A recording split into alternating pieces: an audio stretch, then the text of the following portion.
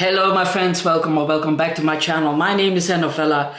Today is Sunday and that means Koffieklatsch. Koffieklatsch is a Dutch, Flemish, Belgian, German, whatever word that just means that I invite you over for a coffee and a little chit chat, and in my case that's almost always books. So I did a little book haul and I bought so many, I can't lift them. So we are going through them one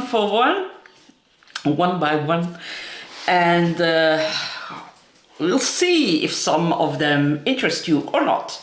So this is a collection of 4 books by Sergei Dovlatov. I've never heard of the man, if I'm honest. And these are 4 novels, amongst which are The Compromise, and yeah, there are a couple that not everything is translated into English, but I'm really curious. Apparently my bookseller from my favorite bookshop, Karin from Nabokov, says that it's her favorite author. So yeah, I really have to read this to know what she is talking about. So yeah, looking forward to it. Sergei Dovlatov, again a new name. And then a book by Hanff Korelitz, and it's called The Latecomer.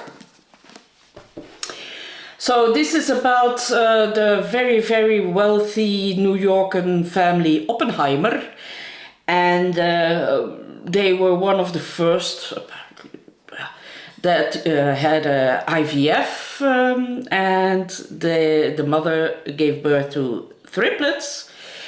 But the children didn't have any connection with the parents, so they did everything to get away as soon as possible. And then just when they started university, mother is pregnant again, and yeah, it brings out all kinds of problems and hidden agendas and secrets and stuff. Apparently a very good book, so yeah, I'm looking forward to it. The Latecomer by Hanff Korelitz. We all know Lisbeth Salander from the Stieg Larsson's series, and yeah, and the famous movies. Now, Stieg Larsson died just after Lisbeth Salander basically took over the world, and yeah, they are trying to keep up with the books, the series, and this one is The Girl in the Eagle's Talons, and this is written by Karin Smirnoff, and the story goes that Lisbeth Salander has to look out for a girl that is her little niece, and but the mother has disappeared, and all the way up north in Sweden, and also what's his name? Michael Blomqvist. He has to go also up north because his daughter is going to marry, but he doesn't really know the groom, and he has a bad feeling about the groom. So yeah, things will evolve from that. I presume. So yeah, I'm really curious. I bought it because I want to read something light also this summer. So this will be it. And this is purely only from Criminoli's fault, because I wasn't planning on reading Brontë very soon. This is Jane Eyre by Charlotte Brontë. This is a translation. This is a Dutch version, and I really like the cover. Jane Eyre. The next one is a book that it hasn't been translated yet, but I think that many of you will be interested to read it anyway. So I hope the English translators are already on it. This is a book translated from the German The Defense, and the author is Fridolin Schley. Never heard of this author, but this is historical fiction about the trials of Nuremberg, and the man on the picture is Ernst von Weizsäcker. And from 1943 he was a German ambassador at the Vatican.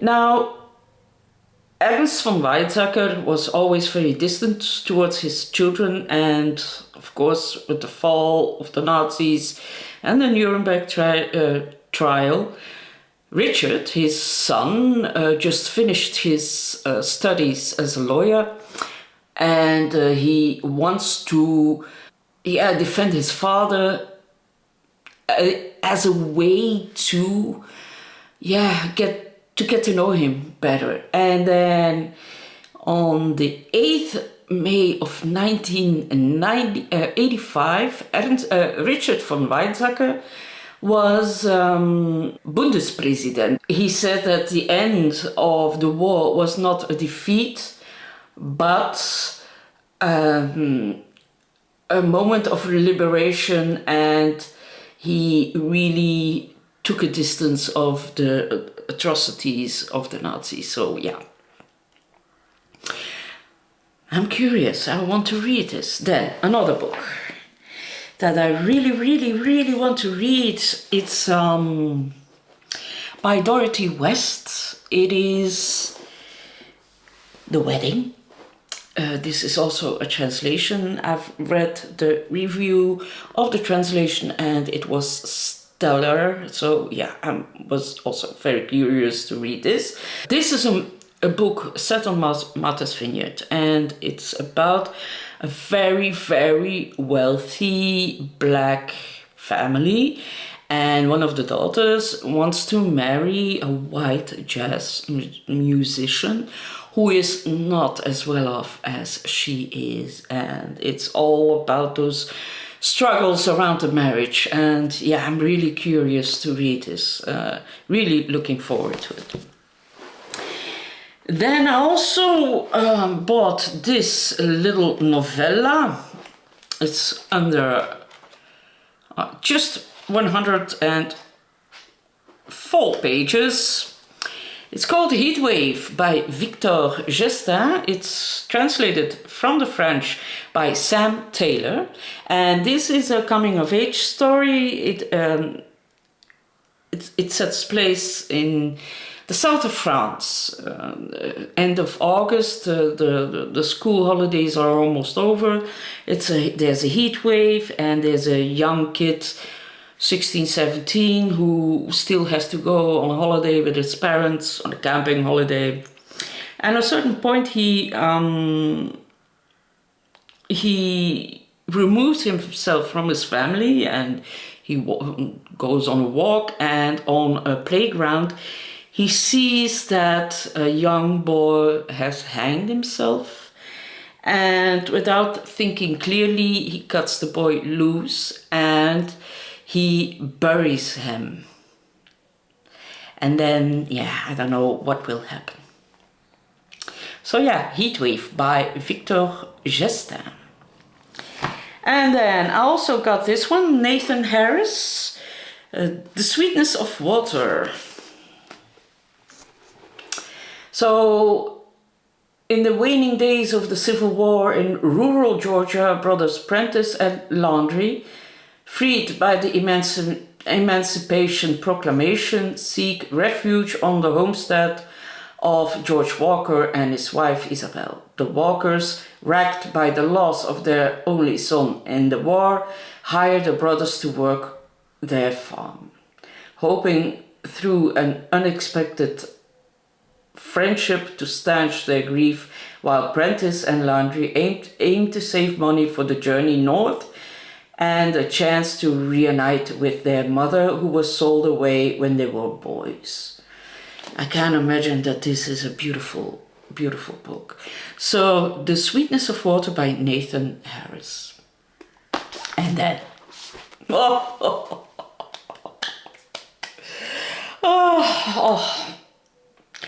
I hope you publishers are all watching and already signed a contract to translate this, because this beauty, this beast of a book, Alkibiades by Ilja, Leonard, Pfeijffer, my favorite Dutch author.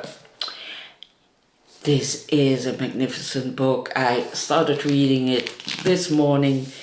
I'm already over 200 pages in, and it's phenomenal, phenomenal. And look at the cover.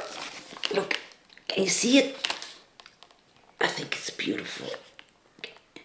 So this is Alkibiades, and Alkibiades is, well, he lived during the time of Socrates. Even more, he was his lover and teacher. And Alkibiades is claimed to be the first who, or the one who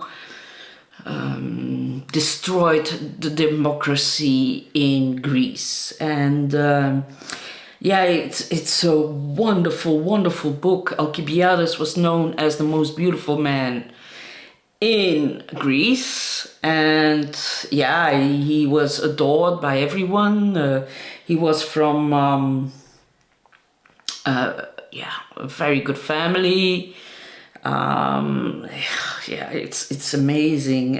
He was a very good politician, a strategic mind and everything, but he was also a populist, and that's why he ruined the democracy, because he wanted to please people, I bet. So yeah, I'm 200 pages in. The writing is phenomenal. I'm learning a ton of that period. I know very little about the Greek history. There are a lot of names, and but he has a list of names in the back, and it's wonderful, absolutely wonderful. So yeah, I'm blown away by it. This is I was a bit in a reading slump, and let me put it here. I was a bit in a reading slump, and oh boy, did this get me out of it. I am so in love with this book. It's phenomenal. It's such a joy to read, and the language is amazing. It's yeah. So I hope foreign publishers from wherever you are buy the rights for this book, for the translation, because it will conquer it. Alkibiades will conquer the world. I'm sure of it. So yeah, thank you for watching. I hope you had a wonderful time this weekend. We have also a holiday tomorrow. So yeah, and then I will probably do a video on June on the range. I've got something for you. Talk to you later. Thank you for watching. Don't forget to like and subscribe, and I'll see you maybe tomorrow. Bye bye.